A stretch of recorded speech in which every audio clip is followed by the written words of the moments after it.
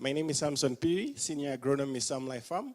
You are simply what you eat, and what you want to grow is organic food that is going to help you get nourished. So in the interest of time, we will call upon Samson Piri, who's running under Genesis 1:28 inspired.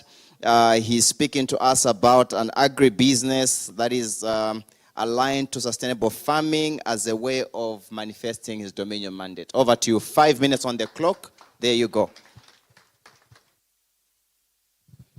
Good afternoon. My name is Samson Piri, Senior Agronomist, Samlife Farm. Most of us are aware of some of the challenges that we have in an agricultural sector, stemming from the fact that there is need for food production.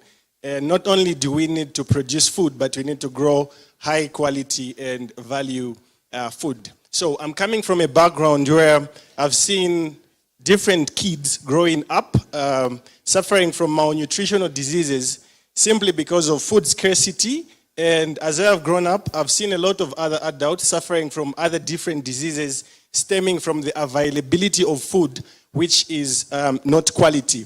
Therefore, the vision that Samlife Farm employs is to empower smallholder farmers, to educate them in order to grow healthy and high quality food, which they're going to be able to feed their families. And through a ripple effect, from a ripple effect, the family is able to grow food, we are able to feed the world as a whole. So the mandate, the kingdom mandate basically is coming from Genesis chapter 1, verse 28. And something interesting I came across in the Bible in Genesis chapter 2, verse somewhere 4 and 5, God hadn't sent any rain on earth, if you remember, simply because there was no man to till the ground. And I think maybe the first man God created was an agronomist. The business model that we are employing at Samlife Farm is simple and yet powerful. So we are looking at growing profitably. So we are growing high value vegetables right now. We have lettuce on our fields. We produce around 2,100 heads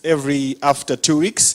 Then we are also training locally. So we have people, a community where we are based, which is getting training from us. And then the other thing that we are doing from the model is scaling sustainably. At our farm, we are growing produce economically friendly. So we are entirely powered by solar, and our precision agriculture stemming from drip irrigation is as well empowered by the same. The impact that we have on the community stems from the fact that if you have been to Lusaka National Park, there is a lot of rocks, so I stay behind, and that is where our first farm is, so where we're doing production from.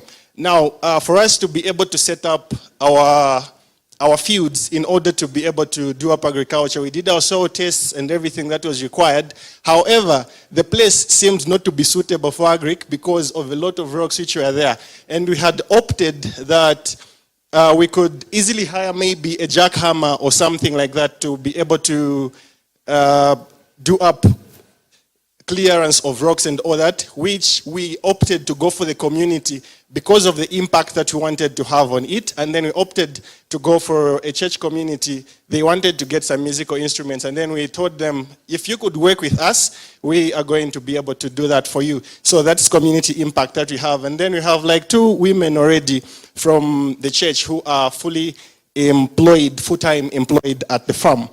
Our ask is, we are seeking to get market links, so we need more stable market links and publicity. And then we're also looking at scale-up capital of $200,000 in order for us to be able to produce our product.